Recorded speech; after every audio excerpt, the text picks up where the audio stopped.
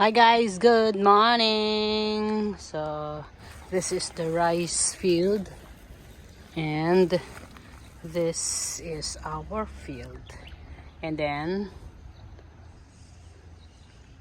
tapos na yung unang proseso and this is the last part. Isa pang plow and my boss is busy, so I am going to drive this one. And so we're going to use the Kubota KL44Z and with attachment of Nepro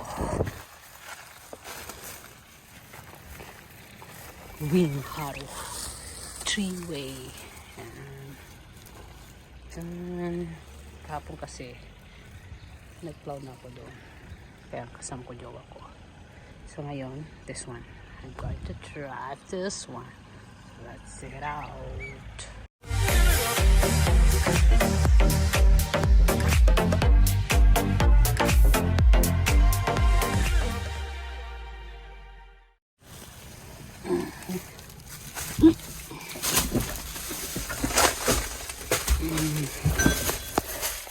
Ginagawin ko lang naman dito, magpo-food trip eh.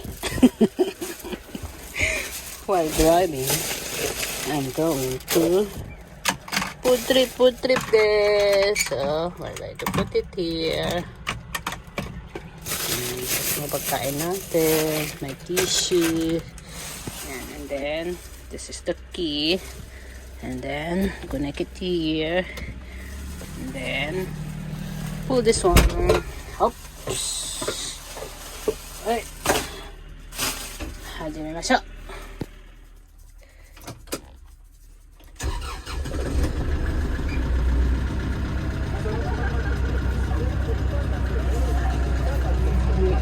May song ko pa. Mamaya ka muna. Tapos may aircon din. Tapos this one. Nalimutan ko na. Ito. Sorry ko. Then, just ito. Dapat 2.5. 2.5. Ayan, 2.5. Tapos, ito daw, automatic. Ayan, automatic. Ito yun, 1, 2, 3. Yung automatic na. Ayan, tapos, ito, dapat doon siya. Axle.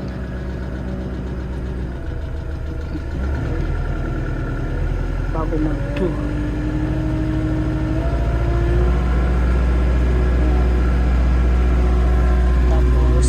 I-on natin to.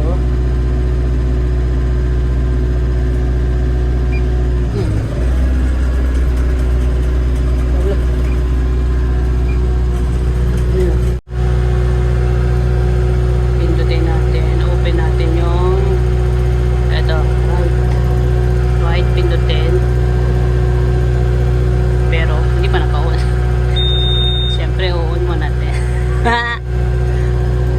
Yan na siya.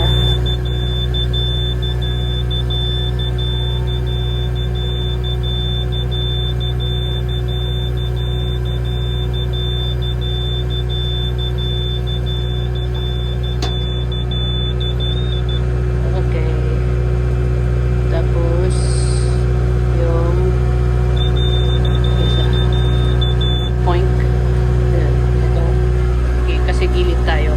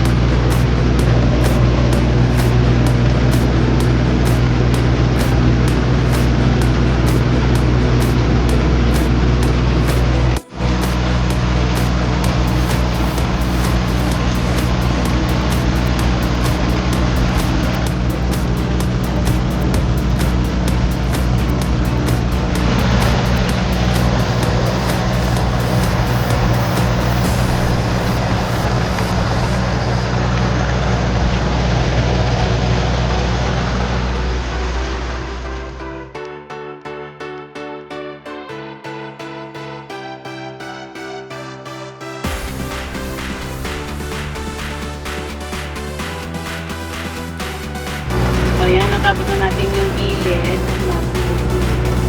Kano tayo sa gitna. Gitna. Gitna. Tapos balik.